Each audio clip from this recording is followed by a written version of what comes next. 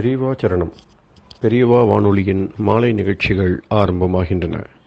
இன்றைய எமது நிகழ்ச்சிகள் நித்திய குரு பாதுகா பூஜா, ஸ்ரீ ரா கணபதி அவர்கள் எழுதிய புத்தகத்தின் ஒளிவடிவம், ஆன்மீக உரை, மகா பெரியவா மகிமை, உபன்யாசம். பெரியவா சரணம். பெரியவா சரணம். அடுத்த நிகழ்ச்சி நித்திய குரு பாதுகா பூஜை. शुक्लां भरदरं विष्णुं शशिवर्णं चतुर्भुजं प्रसन्नवदनं ध्यायेत् सर्वविघ्नोपशान्तये। ममोपात्त समस्त दुरितक्षयद्वारा श्री परमेश्वर प्रीत्यर्थं गुरुप्रसाद सिद्ध्यर्थं गुरुप्रीत्यर्थं गुरुपादपूजाम् अद्य करिष्ये। गुरुर्ब्रह्मा गुरुर्विष्णुर्गुरुर्देवो महेश्वरः गुरुः साक्षात् परब्रह्म तस्मै श्रीगुरवे नमः। अपारकरुणासिन्धुं ज्ञानदं शान्तरूपिणं श्रीचन्द्रशेखरगुरुं प्रणमामि मुदान्वहम्। सदाशिवसमारम्भां शङ्कराचार्यमध्यमाम् अस्मदाचार्यपर्यन्तां वन्दे गुरुपरम्पराम्. எல்லோரும் குருவை பெரிவாளை தியானம் பண்ணிண்டு அர்ச்சனை பண்ணுவோம். அஷ்டோத்திரம். பெரியவா அஷ்டோத்திரம் பல அஷ்டோத்திரங்கள் இருக்கு. அதுல எளிமையா சுலபமா எது இருக்கோ அதை நான் இப்ப சொல்றேன். எல்லோரும் இதை கேட்டுண்டே திருப்பி சொல்ல முடிஞ்சுவா சொல்லி சொல்லி பெரிவாளுக்கு பாதத்துல ஒவ்வொரு புஷ்பத்தை அர்ச்சனை பண்ணலாம். ओम श्री कांची कामकोटि पीठाधीश्वराय नमः. श्रीमत् चंद्रशेखरेन्द्र सरस्वती गुरुभ्यो नमः. संन्यासाश्रम शिखराय नमः. काषाय दंडधारिणे नमः. सर्वपीठापहारिणे नमः. स्वामिनाथ गुरवे नमः. करुणासागराय नमः. जगदाकर्षण शक्तिमते नमः. सर्वचराचर हृदयस्थाय नमः. ओम भक्त परिपालक श्रेष्ठाय नमः. धर्म परिपालकाय नमः. श्री जयेन्द्र सरस्वत्याचार्याय नमः. श्री विजयेन्द्र सरस्वती पूजिताय नमः. शिवशक्ति स्वरूपाय नमः. भक्ताभीष्ट प्रदायकाय नमः. ब्रह्मण्य पोषकाय नमः. ब्रह्म विष्णु शिवैक्य स्वरूपाय नमः. कांची क्षेत्रवासाय नमः. कैलाश शिखरवासाय नमः. स्वधर्म परिपोषकाय नमः. चातुर्वर्ण संरक्षकाय नमः. लोकरक्षण संकल्पाय नमः. ओम ब्रह्मनिष्ठापराय नमः. सर्वपापहराय नमः. धर्मरक्षक संतुष्टाय नमः. भक्तार्पितधन स्वीकर्त्रे नमः. सर्वोपनिषत् सारज्ञाय नमः. सर्वशास्त्रगम्याय नमः. सर्वलोक पितामहाय नमः. भक्ताभीष्ट प्रदायकाय नमः. ब्रह्मण्य पोषकाय नमः. नानाविध पुष्पार्चितपताय नमः. रुद्राक्ष क्रीडधारिणे नमः. भस्मोद्दोलित विग्रहाय नमः. सर्वज्ञाय नमः. सर्वचराचर व्यापकाय नमः. अनेक शिष्य परिपालकाय नमः. मनश्चाञ्चल्य निवर्तकाय नमः. अभयहस्ताय नमः. भयापहाय नमः. यज्ञपुरुषाय नमः. यज्ञानुष्ठान रुचिप्रदाय नमः. यज्ञसम्पन्नाय नमः. यज्ञसहायकाय नमः. यज्ञफलदाय नमः.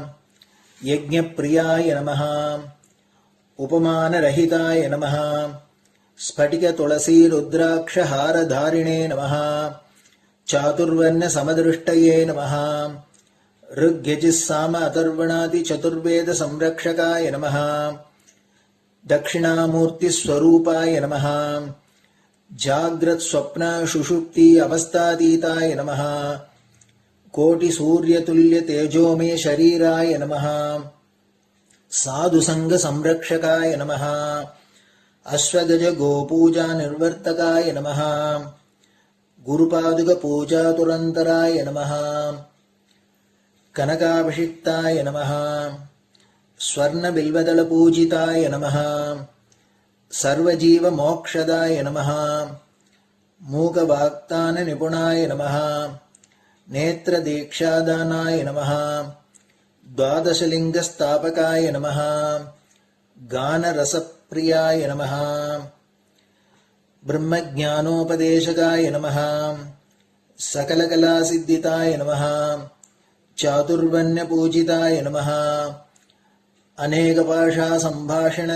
कोविताय नमः अष्टसिद्धिप्रदायकाय नमः ओम श्री शारदामठसुस्थिताय नमः नित्यान्नदानसुप्रीताय नमः प्रार्थनामात्रसुलभाय नमः पादयात्राप्रियाय नमः नानाविधमतपण्डिताय नमः श्रुतिस्मृतिपुराणज्ञाय नमः देवयक्षकिन्नरकिंपुरुषपूज्याय नमः श्रवणानन्दकरकीर्तये नमः दर्शनानन्दाय नमः अद्वैतानन्दभरिताय नमः अव्याजकरुणामूर्तये नमः शैव वैष्णवादिमान्याय नमः श्रीशङ्कराचार्याय नमः दण्डकमण्डलोहस्ताय नमः वीणामृदङ्गसकलवाद्यनाथस्वरूपाय नमः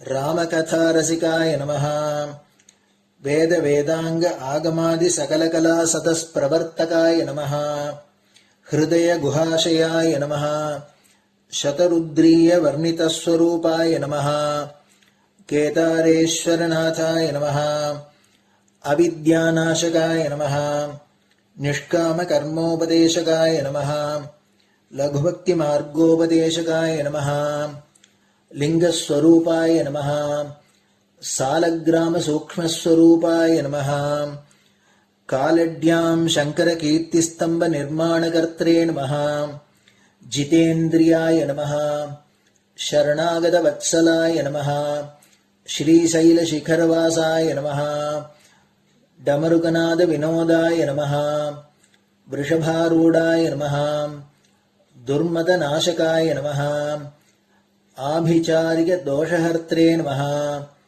मिताहाराय नमः मृत्युविमोचकशक्त्याय नमः श्रीचक्रार्चनतत्पराय नमः दासानुग्रहकारकाय नमः अनुराधानक्षत्रजाताय नमः सर्वलोकख्यातशीलाय नमः वेङ्कटेश्वरचरणपद्मषट्पदाय नमः श्री महात्रिपुरसुन्दरी समेत श्री चन्द्रमौलीश्वर पूजाप्रियाय नमः श्रीमच्चन्द्रशेखरेन्द्र सरस्वती सद्गुरु परब्रह्मणे नमः गुरुभ्यो नमः परमगुरुभ्यो नमः परमेष्टिगुरुभ्यो नमः परात्परगुरुभ्यो नमः गुरुपरम्पराभ्यां नमः गुरुपादुकाभ्यां नमो नमः.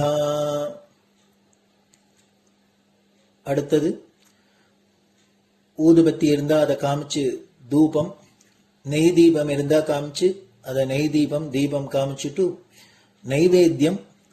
நைவேத்தியம் வெத்தலைப்பாக்கு பழம் இதுலேருந்து ஆரம்பிச்சு அவளுக்கு எது சௌரியமோ அதுபடி நைவேத்தியம் பண்ணலாம்.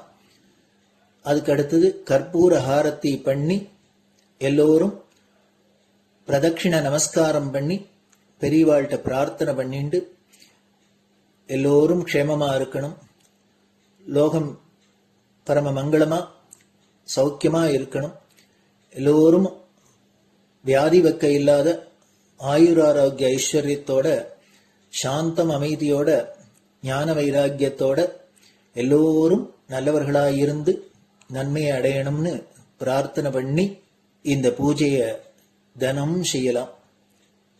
குரு பிரம்மா குருர் விஷ்ணுர் குருர் தேவோ மகேஸ்வரः குரு சாட்சாத் பரபிரம்ம தஸ்மை ஸ்ரீ குரவே நமஹ.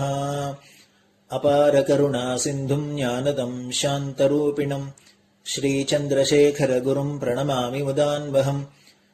சதாசிவசமாரம்பாம் சங்கராச்சாரிய மத்யமாம் அஸ்மதாச்சாரிய பர்யந்தாம் வந்தே குரு பரம்பராம்.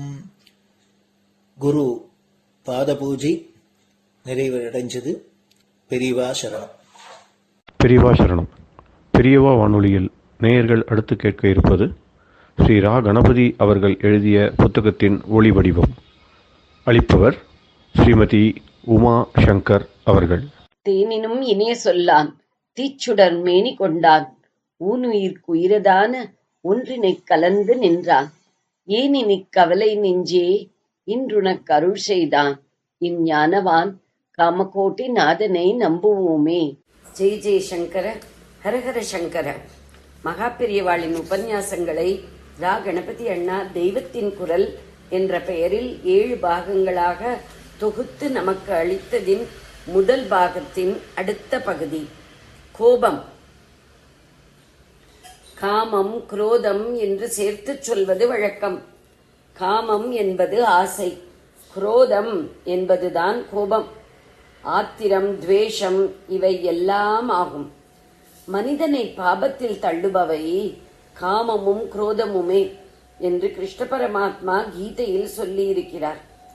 ஒரு வஸ்துவிடம் ஆசை உண்டாகிவிட்டால் அதை தவறான வழியிலாவது அடைய முயல்கிறோம். இப்படியாக காமம் என்பது நம்மை பாவத்தில் தள்ளுகிறது.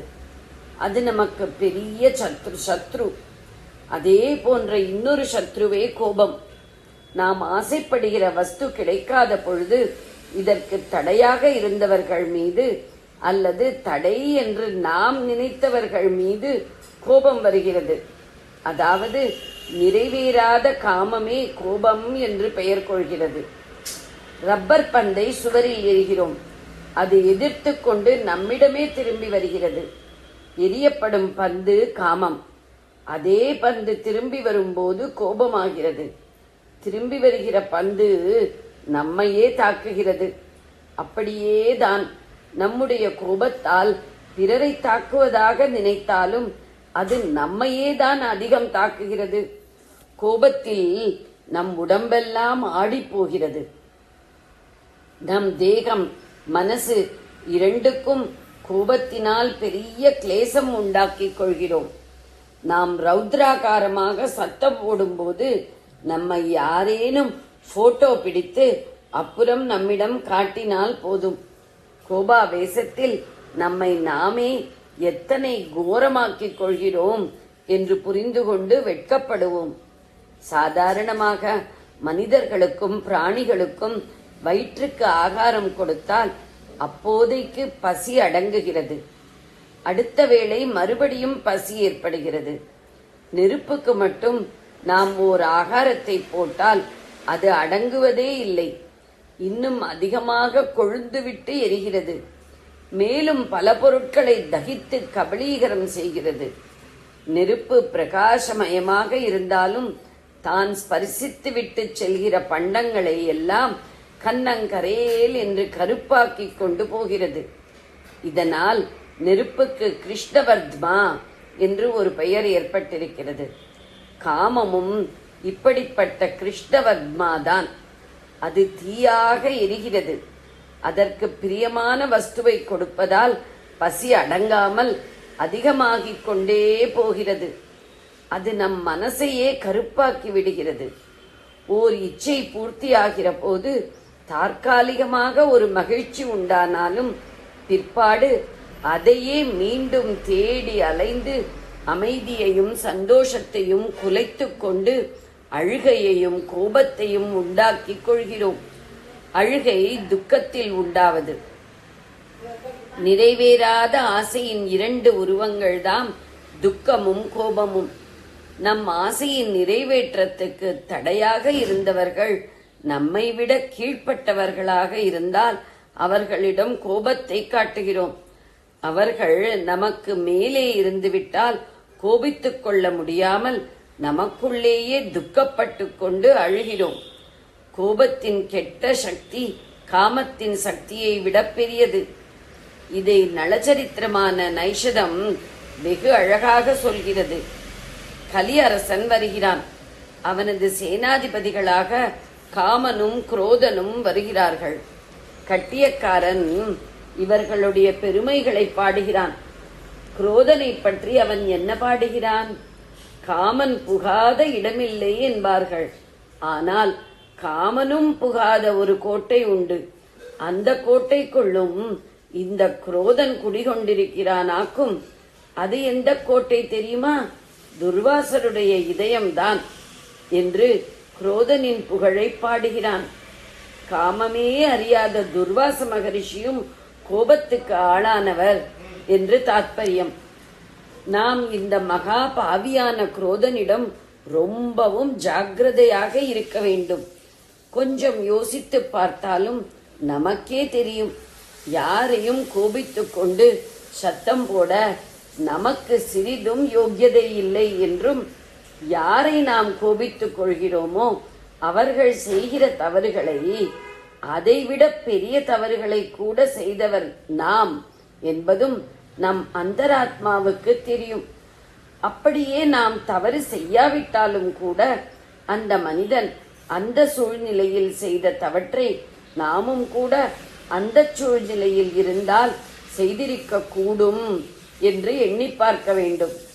குரோதன் நம்முடைய பெரிய சத்ரு. அவனை அண்டவிடாமல் எப்போதும் நம்மை காப்பாற்றிக் கொள்ள வேண்டும். ஜெய ஜெய சங்கர, ஹரஹர சங்கர. பெரியவா சரணம். இந்நிகழ்ச்சியின் அடுத்த பகுதி நாளை மாலை இதே நேரத்தில் ஒளிபரப்பாகும். பெரியவா சரணம். பெரியவா சரணம். பெரியவா வானொலியில் நேயர்கள் அடுத்து கேட்க இருப்பது திரு கவிக்கண்ணன் அவர்களின் ஆன்மீக உரை. பெரியவா சரணம். ராம் ராம். ஸ்ரீ குருப்யோ நமஹ. ஜெய ஜெய சங்கர, ஹர ஹர சங்கர. பெரியவா வானொலி நேயர்கள் அனைவருக்கும், மகா பெரியவாவுடைய பக்தர்கள் அனைவருக்கும் அடியேன் கவிக்கண்ணனின் அன்பு கலந்த நல்வாழ்த்துக்கள். இதுல முருகனுக்கு ஆறுமுகம்னா, முருகனுக்கு ஆறுமுகம் மாதிரி மேகத்துக்கு ஆறுமுகம் அப்படின்னு ஒரு தாட். எப்படி அப்படின்னு கேட்டா, முருகனுக்கு முகம் 6 இருக்கு, ஆனா மேகத்துக்கு 6 முகமா இருக்கான். அது வழியா தான் போறது. முகம்னா அந்த வழின்னு அர்த்தம். இந்த முகேன ஆச்சாரிய முகேன பண்றோம் இல்லையா? நம்ம ஒரு குரு சென்று இன்னைக்கு இந்த ஸ்லோகம் பண்றோம், இந்த அஷ்டோத்திரம் பண்றோம், இந்த ஹோமத்தை பண்றோம்னு ஆச்சாரிய முகேன கரிஷியன்னு சொல்ற மாதிரி இங்க 6 முகமாக அந்த மேகத்துடைய நீர்லாம் கடலுக்கு போறதுனால அதுக்கும் 6 முகம் அப்படின்னு ஒரு அழகான ஒரு வார்த்தை கிடைச்சது. இந்த சாமி நினைச்சு எல்லாரும் தபஸ் பண்ற மாதிரி மேகத்தையும் நினைச்சு எல்லாரும் தபஸ் பண்றா அப்படின்னு பார்த்தோம். அந்த மேகத்துக்கு முருகப்பெருமானோட ஒப்பிட்டு பார்க்கக்கூடிய அளவுக்கு தகுதி அதுக்கு கிடைச்சது. என்னத்தால இத்தனை கல்யாண குணங்களுக்கும் முருகனுக்கு இருக்கிற மாதிரி அதுக்கு இருக்கிறதுனால அப்படின்னு சொன்னோம். அப்படி அந்த முருகனானவன் இந்த பாட்டுல சொன்னபடி பார்க்கும்போது 51 பாடல். இந்த 51 பாடல்ல எல்லாத்துலயும் அருணகிரிநாதர் ஏதோ ஒண்ணு கேட்டு இருப்பாரு, இது வேணும்னு இருப்பார், இல்ல இப்படிலாம் நடக்கிறதே இது நியாயமா அப்படின்னு இருப்பார், ஏதோ ஒண்ணுதான் சொல்லியிருப்பார். ஆனா இந்த ஒரு பாட்டுல மாத்திரம் பார்த்தாருன்னா அவரை ஸ்தோத்திரம் பண்ற நாமாவளி மாதிரி அமைஞ்சிருக்கு. எப்படி நம்ம இதுல நாயகி, நான்முகி, நாராயணி, கை நலிந்த பஞ்ச சாயகி, சாம்பேன்னு அபிராமிதாஸ் சொல்ற மாதிரி இதுல எல்லாத்துக்கும் ஏதோ ஒரு அர்த்தத்தை வச்சு ஒரு நாமாவளி மாதிரி பண்ணினாரே தவிர இந்த பாடல ஏதோ விஷயங்கள் எதுவும் சொல்லவும் இல்லை. அது மாதிரி இது வேணும் அது வேணும்னு சொல்லவே இல்லை, ஒரு குறையை சொல்லி அழல, அவரை பார்த்து திட்டல, எதுவுமே பண்ணல, வெறும் நாமாவளியா பண்ணி இந்த 51 பாடல்ல இதுதான் அப்படின்னு சொல்றா. திருப்பங்களே எடுத்துன்னு பார்த்தா கூட அதையும் கலந்துன்னு பார்த்தாலும் இந்த மாதிரி ஒரு பாடல் கிடைக்கிறதானு இல்லை அப்படிங்கிற. இது அப்புறம் பார்க்கும்போது தான் தெரிஞ்சு இவ்வளவு விசேஷமான ஒரு பாடலாக இது அமைஞ்சிருக்குன்னு சொல்லிட்டு, அந்த முருகனை நாம எப்படி நாம பாக்குறோம். ஒரு இடத்துல கல்யாண கோலத்தோட பாக்குறோம், ஒரு இடத்துல பிரம்மச்சாரியா ஒரு இடத்துல பாக்குறோம், இன்னொரு இடத்துல மயில் மேல உட்கார்ந்து இருக்கிறதா பாக்குறோம், ஒரு இடத்துல மயில் பின்னாடி நிக்கிறது இவன் நின்று இருக்கிறதா பாக்குறோம், ஏகாக்கியா நிக்கிறான், பாரியா 2 பேரோட நிக்கிறான், ஆண்டியா நிக்கிறான், பணக்காரனா நிக்கிறான், இது பல விதமா பாக்குறான். ஆனா நீங்க வேடிக்கை பார்த்தேன்னா அவனை பாக்குற நமக்கு 2 கண்ணு தான் இருக்கு. ஆனா அவனுக்கு எத்தனை கண்ணுன்னா 12 கண்ணு இருக்கு. அவனுக்கு சேவை பண்றதுக்கு நமக்கு 2 கை தான். ஆனா அவனுக்கு என்னன்னா 12 கைகள் இருக்கு, 12 புஜங்கள் இருக்கு. இப்படி ஒன்னொன்னு அவனுக்கு ஜாஸ்தி மிச்சம் இருக்கான். இதை பார்த்துட்டு ஒருத்தர் எப்படி பாடினார்னா, காணும் எனக்கோ கண் 2 கருணை கடலே உன் கண் 12 காணும் எனக்கோ கண் இரண்டு. உன்னை பார்க்கக்கூடிய எனக்கு ரெண்டே 2 கண்ணை தாண்டா கொடுத்திருக்க இல்லையா? அந்த 2 கண் எப்படி போறோம்? அன்னை உலாவரும் அழகேனை காணவே 1000 1000 கண்களும் போதா அப்படி ஒருத்தர் பண்ணார். அதாவது இந்த அம்மா அந்த தங்க ரத்தத்துல வரக்கூடிய அழகா பார்க்கணும் ரசிக்கணும்னு 1000 கண்ணு இருந்தாலும் போறாதான்.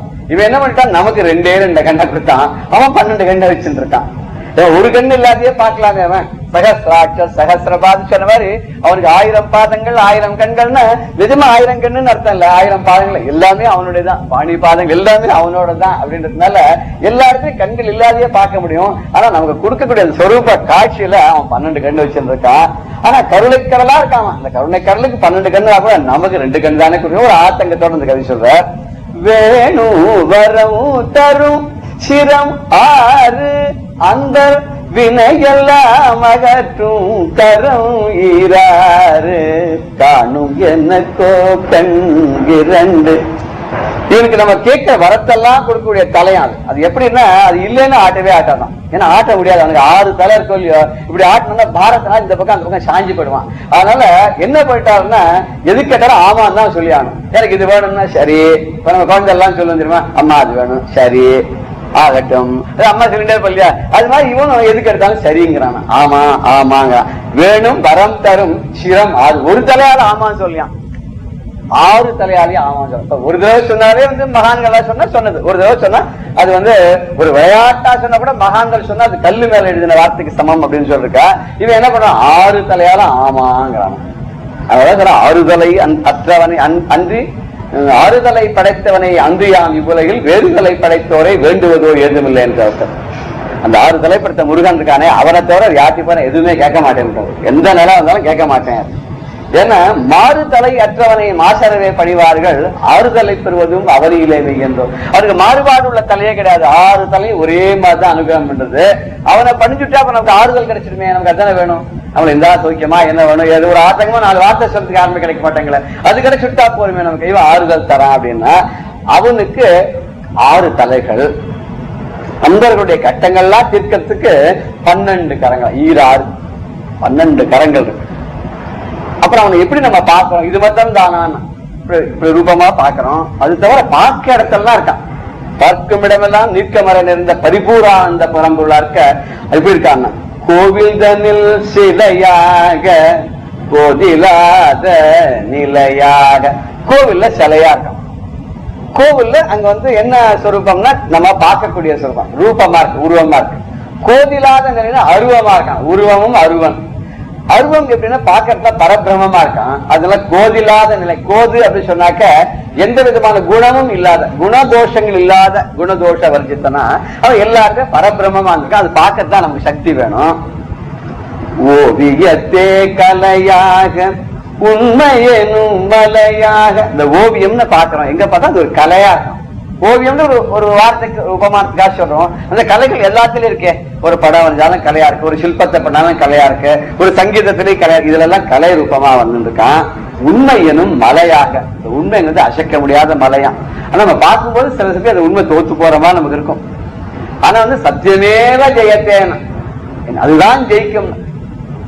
என்ன இருந்தாலும் ஒரு நாள் கடைசியில உண்மை வெளிவரும் சொல்ல போல, உண்மை ஒரு நாள் வெளியில வரும், அப்ப தெரியும் அப்படின்னு சொல்ல போல. அந்த நம்பிக்கை நமக்கு இருப்பதுல அது உண்மையாக இருக்கான். அத மாதிரி இருக்காம பூவின் உயர் மனமாக பொறுமையனும் குணமாக.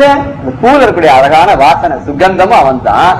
பொறுமை அப்படின்னு சொல்லக்கூட குணமாக அவனே இருக்கான. அந்த பொறுமைங்கிற குணம் இருக்கு பார்த்தாலா, அது அது பெரிய வேல்யூ இருக்கு. பொறுத்துக்கான அவன் மேல மேல ட்ரீட் பண்ணிட்டே வச்சுக்கோ. இத்தனையும் அவனுக்கு திருப்பி நம்மள படிச்சுடும் தான். அவன் திருப்பி 2 அடிக்கிறான், அவனுக்கு பாவம் போயிடும். அவன் ஒண்ணுமே சொல்ல பொறுத்துன்னு போறாங்க. நம்ம திட்டின பாவம்னு அவன் பொறுத்துன பாவம் 2 பாவம் நம்மள சேர்ந்துருங்க. அதனால இவர் பொறுமையோட எங்கேயாவது பொறுமையா இருக்கான்னா அங்க பகவான் இருக்கான்னு அர்த்தம்னா பொறுமைங்கிற குணமாவும் அங்கே இருக்காங்க.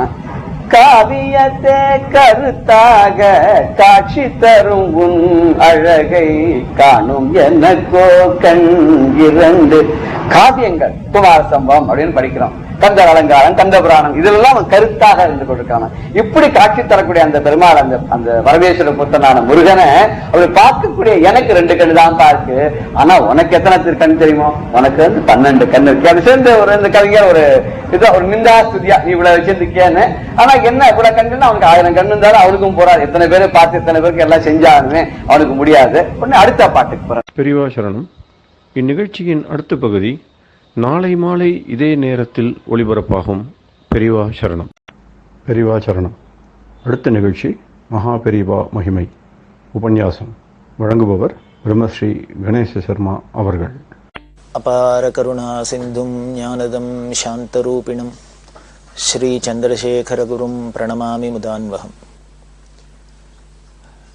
காஞ்சி மகாபெரிவா ஹம்பிங்கிற ஊரில் இருந்தா, அந்த ஹம்பியில் யாத்திரையில் இருக்கிறதே, அங்கே வாசம் பண்ணுறதே, நடக்கிற நிகழ்ச்சிகளை பலதை பார்த்துட்டு வரும்.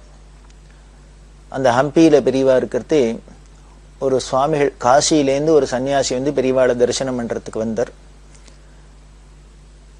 பெரியவாள்கிட்ட ரொம்ப பிரியமா இருந்தார், பரம பக்தியோடு இருந்தார்.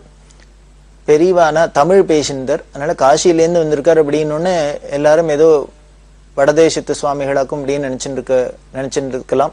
ஆனா இவர் தமிழ்லாம் பேசினார். அப்புறம் அவர்கிட்ட விசாரிச்சா அவர் கடலூரை சேர்ந்தவர் அப்படின்னு சொல்லி அவர் போலீஸ் டிபார்ட்மெண்ட்ல இருந்தார். அதனால அவரை காசியில போலீஸ் சுவாமிகள் அப்படின்பா. சப் இன்ஸ்பெக்டர் அவன் மருதர்.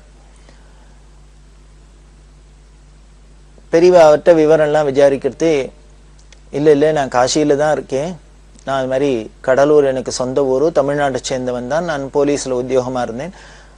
அப்படி இருந்தா கூட என்னவோ தெரியல வேதாந்தத்துல ஒரு ஆசை வந்து சன்னியாசம் வாங்கிட்டு நான் காசியில இருக்கேன் அப்படின்னா. சரி, இங்கே எதுக்கு வந்தேன் அப்படின்னா, இல்லை பெரியவாளை தரிசனம் பண்ணணும் ரொம்ப நாளா ஆசை, அதனால பெரியவா தரிசனம் பண்ணணுங்கிறதுக்காக வந்தேன். அப்படி வர்த்தீங்க கர்நாடகாவில் யாத்திரை இருக்கானா ஹம்பியில் இருக்கானா நான் தெரிஞ்சுன்னு தரிசனத்துக்கு வந்திருக்கேன் அப்படின்னு. அவர்கிட்ட பெரியவா எல்லாம் விசாரிச்சிருந்தா, எல்லாம் பேசிட்டு சரி இதுக்கப்புறம் என்ன பண்ண போறேன்னா, இங்கேருந்து பெங்களூர் போறேன் அப்படின்னு. எதுக்கு அப்படின்னா, அங்க சங்கர ஜெயந்தி வருது. அந்த சங்கர ஜெயந்தி உற்சவத்துல சங்கர சம்பிரதாயத்தை சேர்ந்த அத்வைத சன்னியாசிகள்லாம் அங்க ஒண்ணு சேர்ந்து பெரிய மாநாடு நடக்கிறது. அதுல போய் அங்க போனாக்க அந்த சங்கராச்சாரிய பீடத்துல இருக்கிற மற்ற ஆச்சாரியர்கள்லாம் அங்க ஒண்ணு கூட போறா, எல்லாரையும் தரிசனம் பண்ணாப்புல இருக்கும். அதனால அந்த மாநாட்டுக்கு போலான்னு இருக்கேன், சங்கர ஜெயந்திக்கு அங்க போறேன் அப்படின்னு. பெரியவாண்ணே அவர்கிட்ட சொன்னா, நீங்க இப்படி தீர்மானம் பண்ணிருக்கீள், ஆனா நான் ஒண்ணு சொல்றேன் கேட்கிறீங்களான்னு. இல்ல பெரியவா சொல்றதை கேட்கறதுக்கு தான் எனக்கு ரொம்ப பரம பாக்கியம் சொல்லணும் அப்படின்னு. இங்கேயும் சங்கர ஜெயந்தி நடக்க போறது, இங்கேயே இருக்கீங்களா நீங்க அப்படின்னா. அவருக்கு பரம சந்தோஷம், கண்ணால தாராதாரே தண்ணி விட்டுன்னு அழ ஆரம்பிச்சுட்டு. பெரியவா வந்து தான் இருக்கணும்னு விரும்பி கூப்பிடுறா சங்கர ஜெயந்திக்கு. எல்லாரும் பெரியவாள்கிட்ட தான் போகணும்னு ஆசைப்படுறா, ஆனா பெரியவா நம்மள இருக்கணும்னு ஆசைப்பட்டு கூப்பிடுறாள் அப்படின்ட்டு. அவசியம் இருக்கேன், இங்கேயே இருக்கேன் அப்படின்னு. எனக்கு அங்க போகணுங்கிறது ஒண்ணும் இல்லை, அங்க நடக்கிறதே என்னால போகலான்னு பார்த்தேன், இங்கேயே இருக்க சொன்னா ரொம்ப பரம சந்தோஷம் இருக்கேன் அப்படின்னா. அந்த சங்கர ஜெயந்திக்கு அவர் அங்க இருக்க சொல்லி ஏகாம்பரம் அப்படிங்கிற தன்னோட சிஷ்யர்கிட்ட சொல்லி இந்த சுவாமிகளை இங்க இருக்க சொல்லி சங்கர ஜெயந்தி உற்சவத்துக்கு இவர் இங்கேயே இருப்பார், அவருக்கு வேணுங்கிற வசதி எல்லாம் பண்ணி கொடு, ஏற்பாடுலாம் பண்ணி கொடு அப்படின்னு அந்த சுவாமிகள் பரம சந்தோஷத்தோட அங்க இருந்தார். இதுல ஒரு சின்ன விஷயம் என்ன அப்படின்னா, ஏதோ பெங்களூர்ல மாநாடு நடக்க போறது அப்படி எல்லாம் சொன்னா இல்லையா, அதுல ஒரு பிரச்சாரம் ஒண்ணு பண்றதா இருந்தது. இந்த சங்கர சம்பிரதாயத்தை சேர்ந்த சில மடாதிபதிகள்லாம் சேர்ந்துட்டு பகவத் பாதாள் ஸ்தாபிதம் பண்ணினது 4 மடம் தான், இந்த காஞ்சிகாம கோடி பீடம் சங்கர பீடம் இல்லை அப்படின்லாம் அதுல சில பிரச்சாரங்கள்லாம் எழும்புறதா இருந்தது. அதனால இது மாதிரி விஷயங்கள்ல போய் நாம கலந்துக்க வேண்டாம், இவர் காதுல நல்ல விஷயம் விழட்டும், வேண்டாத விஷயம் விழ வேண்டாம் அப்படின்னு அதை தடுக்கிறதுக்காக போல இருக்கு, அவருக்கு அனுகிரகம் பண்றதுக்காக போல இருக்கு, இங்கே இரு அப்படின்னு சொன்னா. இது ஒரு பெரிய நமக்கு பல பேருக்கு ஒரு பிரச்சனையா இருக்கும். இது மாதிரிலாம் சில பிரச்சாரங்கள்லாம் ஏற்படுறது இயற்கை சகஜம்தான். ஆனா ஒண்ணு தீர்மானமா தெரிஞ்சுக்கணும். பெரியவா சங்கர விஜயம் சொல்லியிருக்கா, தெய்வத்தின் குரல் 5வது வால்யூம்ல பார்த்தீங்கன்னா முழுக்க முழுக்க சங்கர சரித்திரம் தான் சொல்லியிருக்கா. இந்த சங்கரரை பத்தினா இந்த காலம் 2500 வருஷத்துக்கு முன்னாலேயா, அதுக்கப்புறம் பின்னாலேயா, கிமுவா கிபுவா இப்படிலாம் பல பிரச்சனைகள்லாம் வருது. 4 மடமா 5 மடமா பல மடமா அப்படின்லாம். ஆனால் பெரியவா பார்த்தா என்னென்ன பிரச்சனைகள்லாம் எல்லாரும் பல பேர் எழுப்பியிருக்காளோ இது அத்தனைக்கும் இதுக்கு மேல பிரச்சனைகள் எல்லாம் பெரியவா சொல்லி இதுக்கெல்லாம் தீர்மானமா எது எது சமாதானம் எது கரெக்ட் அப்படிங்கறதையும் இந்த சங்கர விஜயத்துல ரொம்ப தீர்மானமா சொல்லியிருக்கா. அந்த தெய்வத்தின் குரல்ல வந்ததெல்லாம் நீங்க பார்த்தீங்கன்னா 1932லயே மெட்ராஸ்க்கு வந்திருக்கிறது ஏகாம்பரேஸ்வர கிரகணம் பாரிஸ் கார்னர்ல இருக்கு. அங்க பெரியவா உபன்யாசம் பண்ணிடுது. டேட் வைஸாவே என்னென்ன சொன்னா சங்கர சரித்திரம் அப்படிங்கிறது இருக்கு. பார்த்தீங்கன்னா பரமசத்தியமா இருக்கும். பெரியவாளே சொல்லியிருக்கா அப்படின்னா நமக்கு எப்படி நம்புறோம், நம்மளோட அஜ்ஞானம் எந்த அளவுக்கு இருக்குன்னு. ஏதோ வெள்ளக்காரெல்லாம் சொன்னா அவா சொன்னா ரிசர்ச்ல சொன்னா அப்படின்னு கிபின்னு சொல்ற அப்படின்னு இதெல்லாம் நம்புறோம். சாதாரண ஒரு ஆராய்ச்சியாளர்கள் அறிஞர்கள்னு ஒரு பெயர் வாங்கினவா புத்திசாலிகள் அப்படின்னு சொல்றதெல்லாம் நம்புறோம். ஆனா சத்திய வஸ்துவான 24 மணி நேரம் தபஸ்லேயே இருந்து பழுத்த ஞானியான ஒரு ஆச்சாரியால் சொல்றத சங்கரர் சொல்றத பெரியவா சொல்றத நமக்கு நம்பிக்கை வரமாட்டேங்கிறது. அப்படின்னா இதை விட கலியோட கொடுமையை வேற எதுவும் சொல்ல முடியாது. அதனால சங்கரர் அப்படின்னா அவரோட சரித்திரம் என்ன நடந்தது என்ன அப்படின்னு தீர்மானமா சத்தியம் என்னன்னு தெரிஞ்சுக்கணும்னா பெரியவா சொன்னதுதான் சத்தியம், அதுல பிரமாணம். இன்னும் சொல்ல போனா சங்கரரை பத்தி சங்கரரே சொன்னது, அவரே அவர் வாயால தன்னோட சரித்திரத்தை சொல்லுன்றது அப்படின்னு அதுக்கு தீர்மானமா சொல்லலாம். பெரியவாளோட வாக்கு எவ்வளவு சத்தியம் அப்படிங்கிறதுக்கு ஏதோ நமக்கு அவள்கிட்ட பிரியம் இருக்கு அப்படிங்கிறதுக்காக இல்லை. பல பேரும் இதை எப்படி இல்லாம் தீர்மானம் பண்ணியிருக்கா ஒத்துருக்கா அப்படிங்கிறதுக்கு ஒரு நிகழ்ச்சி சொல்றேன். டிவிஆர் சாரி அப்படின்னு ஆல் இண்டியா ரேடியோல உத்தியோகமாய் இருந்தவர். காஞ்சி மடத்து மேல ரொம்ப பிரியம் உள்ளவர், பெரியவாழ்கிட்ட ரொம்ப அசாத்திய பக்தி உள்ளவர், ஸ்ரீ வைஷ்ணவர். அவர் பெரியவா என்ன பண்ணா அவர்கிட்ட தான் ஒப்படைச்சிருந்தா. அம்பாளுக்கு சங்கீதம்னா ரொம்ப பிரியம். அதனால நவராத்திரியில காஞ்சி காமாட்சி கோவில்ல 10 நாளும் கச்சேரி எல்லாம் நடக்கணும், இசை விழா மாதிரி நடக்கணும், அதுக்கு நீ ஏற்பாடு பண்ணும் அப்படின்னு இந்த சாரிட்ட சொல்லி, இந்த சாரி தான் அதை இன்று வரைக்கும் தொடர்ந்து பண்ணிட்டு இருக்கார். அப்படி பெரியவாழ்கிட்ட ரொம்ப பக்தி உள்ளவர். அவர் என்ன பண்ணினார், ஒரு சமயம் திருக்கச்சி நம்பிகளை பத்தி ஒரு புஸ்தகம் எழுதினர். அவர் வைஷ்ணவரா இருந்ததுனால இந்த வைஷ்ணவ ஆச்சாரியர்கள் ரொம்ப முக்கியமானவர் திருக்கச்சி நம்பிகள். அவரோட பிரபாவம் அவரோட சரித்திரத்தை ஒரு புஸ்தகமா எழுதினார். அந்த புஸ்தகத்தை பத்தி ஒரு அணிந்துரை கொடுக்கணும், அதுக்கு ஒரு ஒப்பீனியன் அப்படின்னு சொல்லுவோம், அணிந்துரை முகவரை அப்படின்லாம் சொல்லுவோம். இத அந்த ஃபீல்ட்ல உள்ள ஒரு பிரபலமான முக்கியஸ்தர்களையும் வாங்குறது அப்படின்னு ஒரு சம்பிரதாயம் இல்லையா. அதனால அவர் என்ன பண்ணினார், காஞ்சிபுரத்திலே இருக்கிற ஒரு வைஷ்ணவ சம்பிரதாயத்துல ரொம்ப சிறந்த உத்தமர் மகான் அப்படின்னு பேர் வாங்கினவர், அவரே ஒரு தென்கல சம்பிரதாயத்துல ஒரு சுயமாச்சாரியா இருந்தவர், பிரதிவாதி பயங்கரம் ஸ்ரீ அண்ணங்கராச்சார் சுவாமி அப்படிங்கிறவர். அவர்கிட்டேந்து இந்த ஸ்ரீமுகம் வாங்கணும் இந்த திருக்கச்சி நம்பிகள் புஸ்தகத்துக்கு அப்படின்னு ஆசைப்பட்டுன்னு என்ன பண்ணார், இந்த எழுதின ஸ்கிரிப்ட் எல்லாம் கொண்டு அவர்கிட்ட போய் பிரார்த்தனை பண்ணி கொடுத்தார்.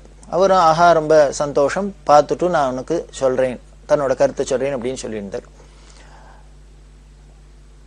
இவர் கொடுத்துட்டு என்ன பண்ணினார், சாரி ஒரு தரம் 2 தரம் போய் கேட்டு பார்த்தார். அந்த புஸ்தகத்தை பார்த்துட்டேளா, அது சரியா இருக்கா, நீங்க உங்களோட ஒப்பீனியன் சொல்லணும், ஆசி செய்தியை கொடுக்கணும் அப்படின்னா இவரை இப்ப தரேன் அப்ப தரேன் அப்படின்னு சொல்லி கிட்டத்தட்ட 17 தரம் இவரும் போயிட்டு அலைஞ்சிட்டு வந்தார் பிரதிவாதி பயங்கரம் அவர்களோட திருமாளிகைக்கு.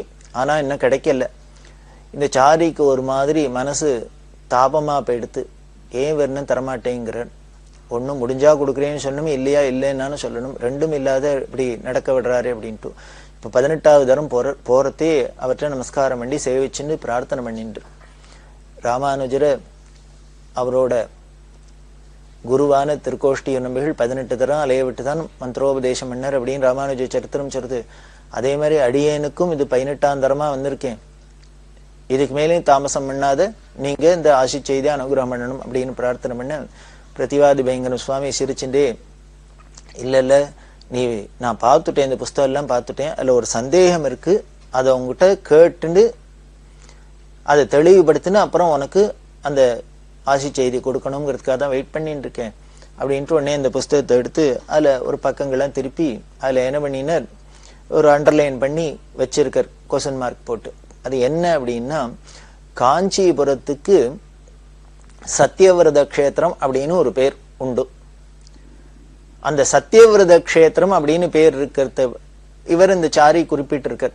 அந்த காஞ்சிக்கு சத்தியவிரத க்ஷேத்திரம் அப்படின்னு பேரு, கலிஜித் அப்படின்னு ஒரு பேரு.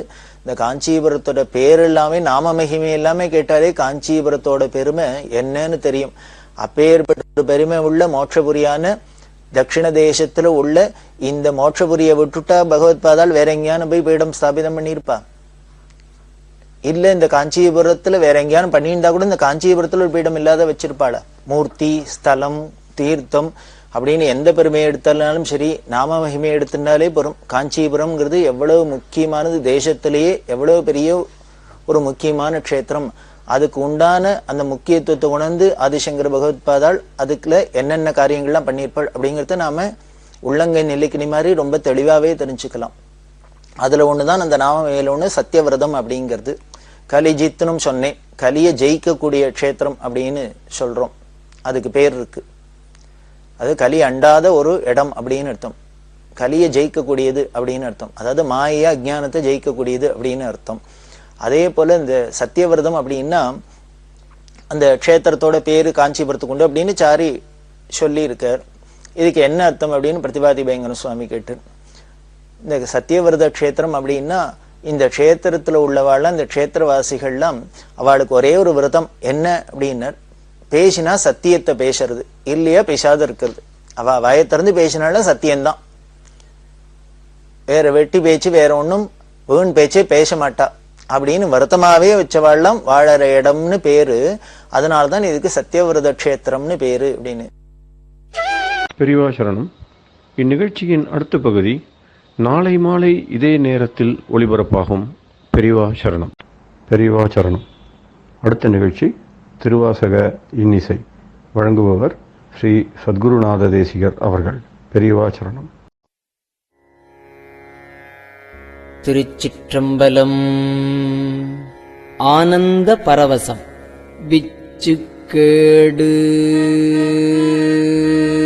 பொய்க்கு ஆகாது,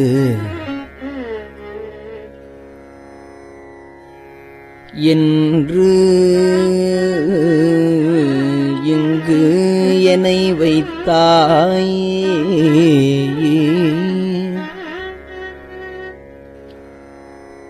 இச்சை காணார்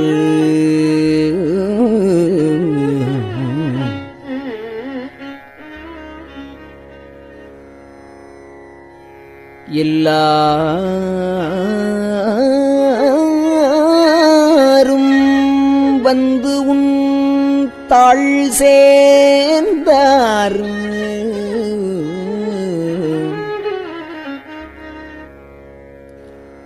இச்சைக்கு ஆனார் எல்லாரும் வந்து உன் தாழ் சேர்ந்தார். அச்சத்தாலே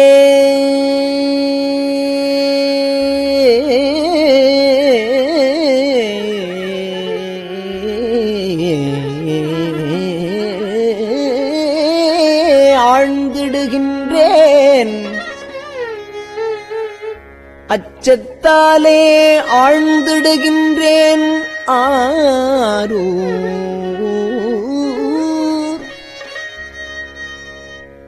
எம் பிச்சை தேவா, ஆரூர் எம் பிச்சை தேவா, என்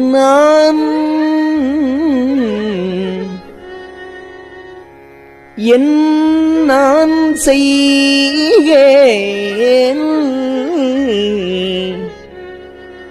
பேசாயே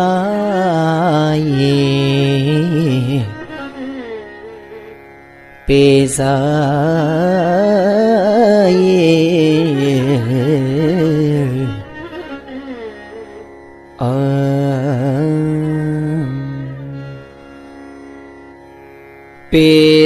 பேசப்பட்டேன் நின்னடியாரில்,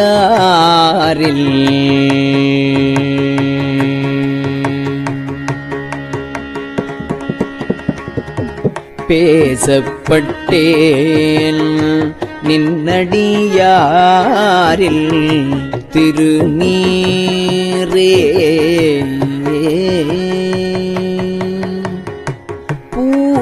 பூசப்பட்டேன் திருநீரே பூசப்பட்டேன் பூதலரால் உன் அடியான் என்று ஏசப்பட்டேன் இனிப்படுகின்றதமை யாதால்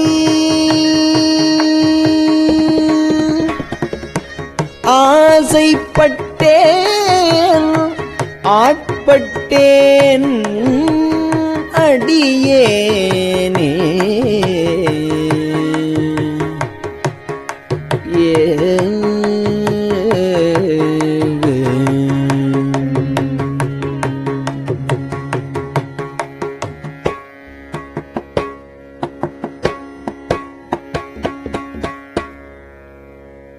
அடியேன் அல்லேன் கொல்லோ தான்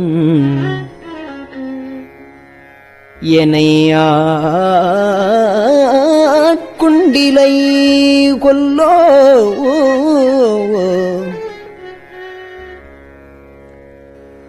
அடியாரானார் எல்லாரும்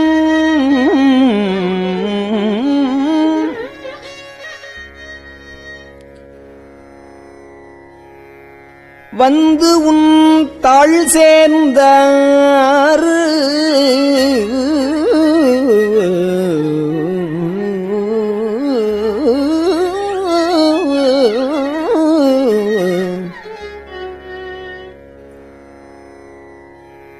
செடிசேர் உடலம் இது நீக்க மாட்டேன் எங்கள் சிவலோக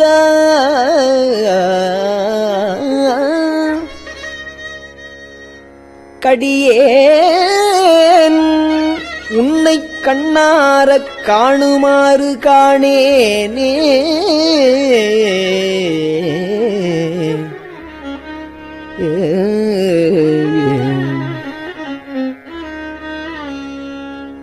காணுமாறு காணேன் உன்னை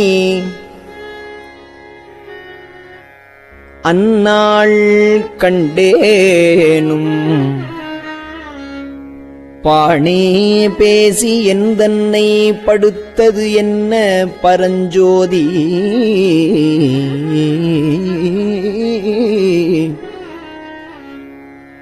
ஆணே பெண்ணே ஆரமுதே அத்தா ஆணே பெண்ணே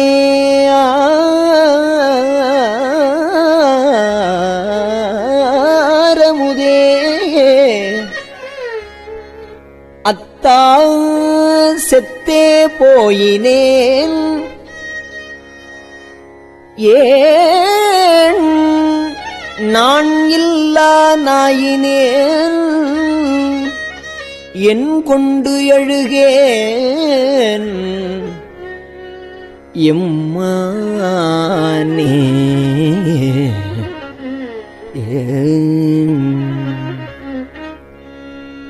மானேர் நோக்கி உமையாள் பங்கா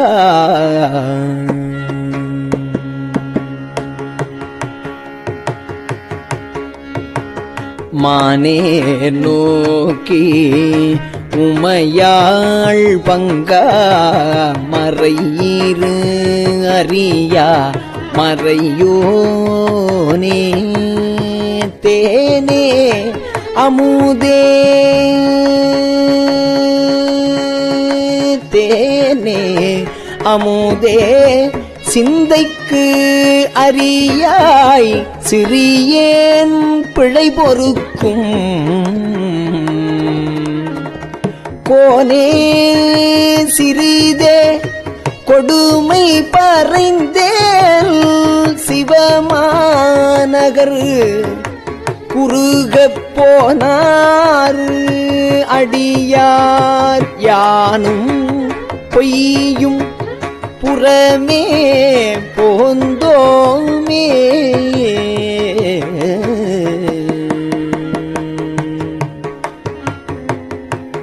யானும் பொய்யும் சிவமாநகர் குறுகப் போனார் அடியார். யானும் பொய்யும் புறமே போந்தோமே.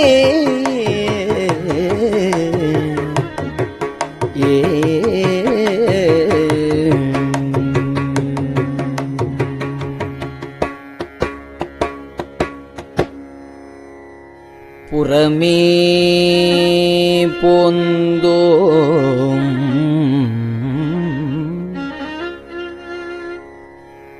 புறமே போந்தோம்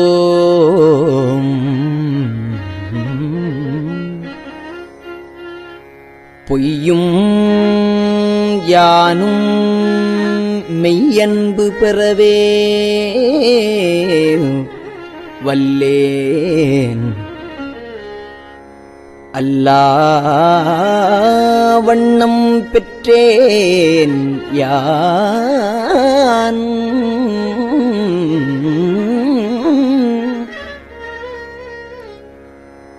அறவே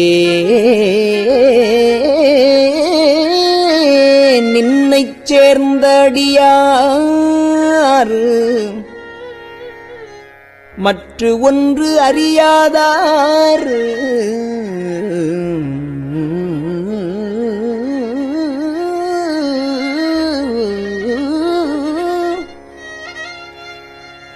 சிறவே செய்து வழி வந்து சிவனே நின்றாள் சேர்ந்தாரே.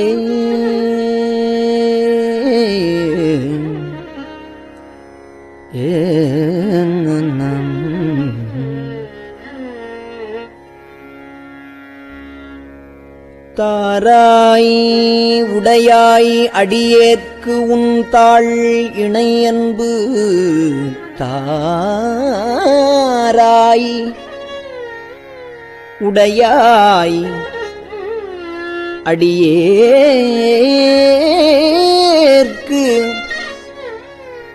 உன் தாள் இணையன்பு. பேரா உலகம் புக்கார் அடியார் புறமே போந்தேன் யான்.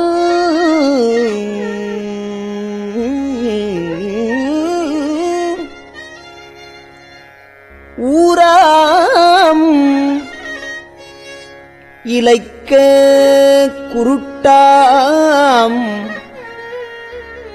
இலைத்து இங்கு உன் தாள் இணையன்புக்கு ஆராடியேன் அயலே.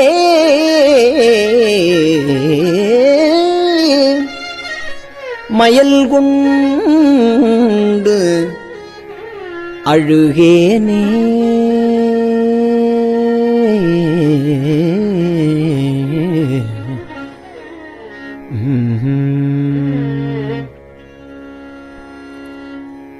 அழுகேன் நின்பால் அன்பாம் மனமாய் அழல் சேர்ந்து மெழுகே அன்னார் மின்னாறு. மெழுகே அன்னார் அழல் சேர்ந்த மெழுகே அன்னார் மின்னார் பொன்னார் கழல் கண்டு.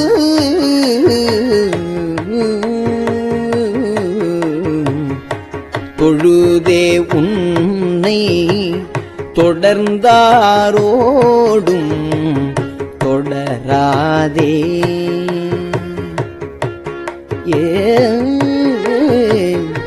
பழுதே பிறந்தேன் என் கொண்டு உன்னை பணிகேனே.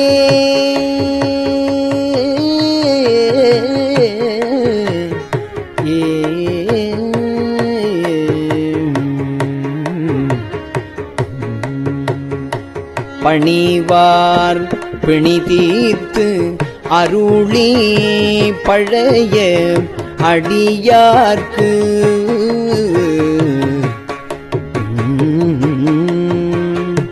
அணியார் பாதம் கொடுத்தீ அதுவும் அறிதல்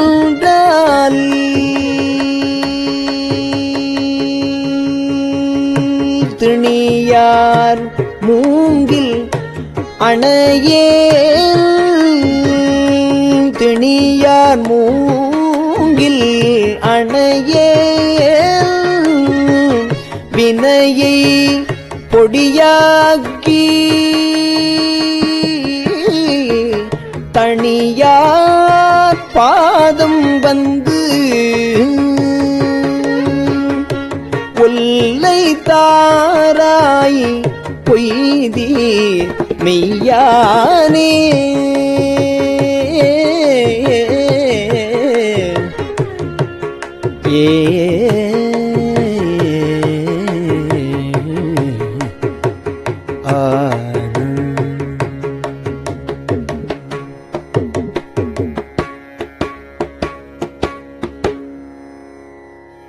யானே பொய் என் நெஞ்சும் பொய் என் அன்பும் பொய் ஆனால் வினையேன்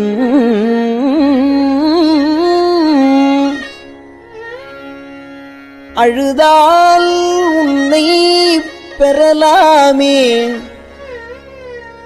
யானே பொய் என் நெஞ்சும் பொய் என் அன்பும் பொய் ஆனால் வினையேன் அழுதால் உன்னை பெறலாமே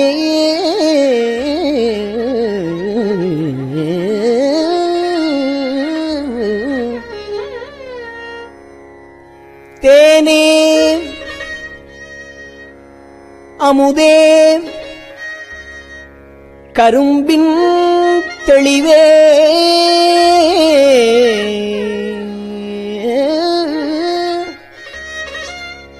தித்திக்கும் மானே அருளாய் அடியேன் உனை வந்துருமாறே அருளாய் அடியேன் அழுதால் உன்னை பெறலாமே தேனே அமுதே கரும்பின் தெளிவே தித்திக்கும் மானே அருளாய் அடியேன் உனை வந்துருமாறே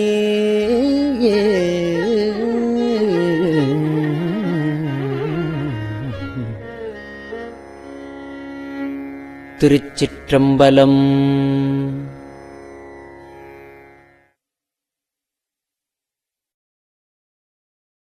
பெரியவா சரணம். இந்நிகழ்ச்சியின் அடுத்த பகுதி நாளை மாலை இதே நேரத்தில் ஒளிபரப்பாகும். பெரியவா சரணம். பெரியவா சரணம்.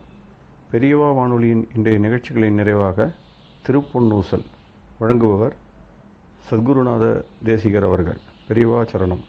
திருச்சிற்றம்பலம். திருப்பொன்னூசல். உன்னற்கரியதிரு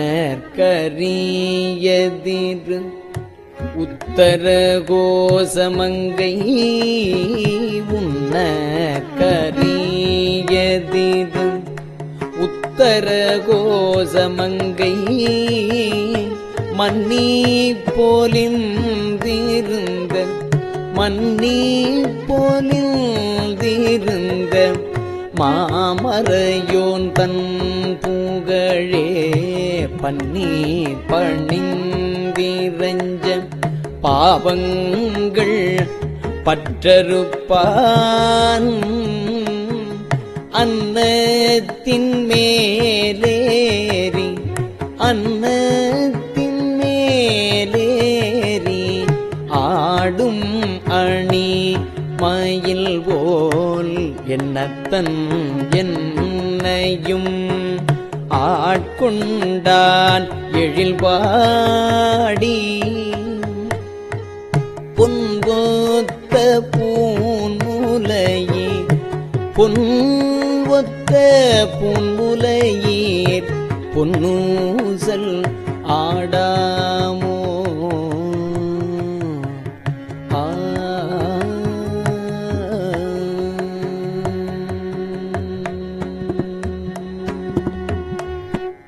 திருச்சிற்றம்பலம்.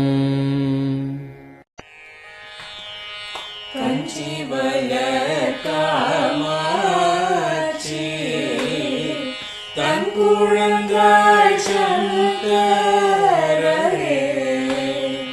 கஞ்சிவல காமாட்சி தங்குழந்தாய் சங்கரரே குரு சந்திரசேகரரே உறங்கிடுவீர்களே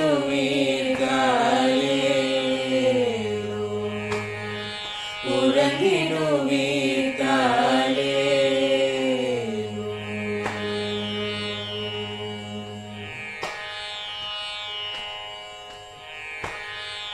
ஆதிகுரு சங்கரராய் அன்றொரு நாள் வந்தவரே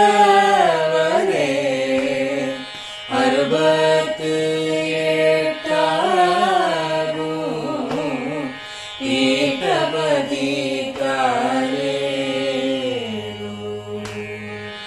ஏழுலகம் பூப்பவரே காப்பவரே கரப்பவரே எல்லோர்க்கும் அருள்பவரே உறங்கிடுவீர்களே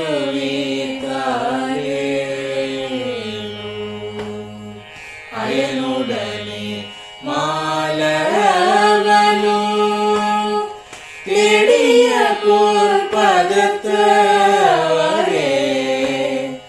அருமறைகள் சாற்றும் முயல் மலர்பதமே காலே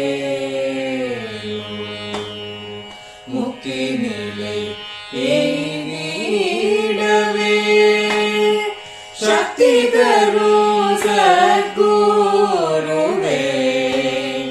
முக்தி நிலை எய்திடவே சக்தி தரும் சத்குருவே நித்தமெங்கள் நாவீசையில் நித்திரை கொள்தாரே நித்தமெங்கள் நாவீசையில் நித்திரை கொள்தாளே நித்தமெங்கள் நாவீசையில் நித்திரை கொள்தாளே.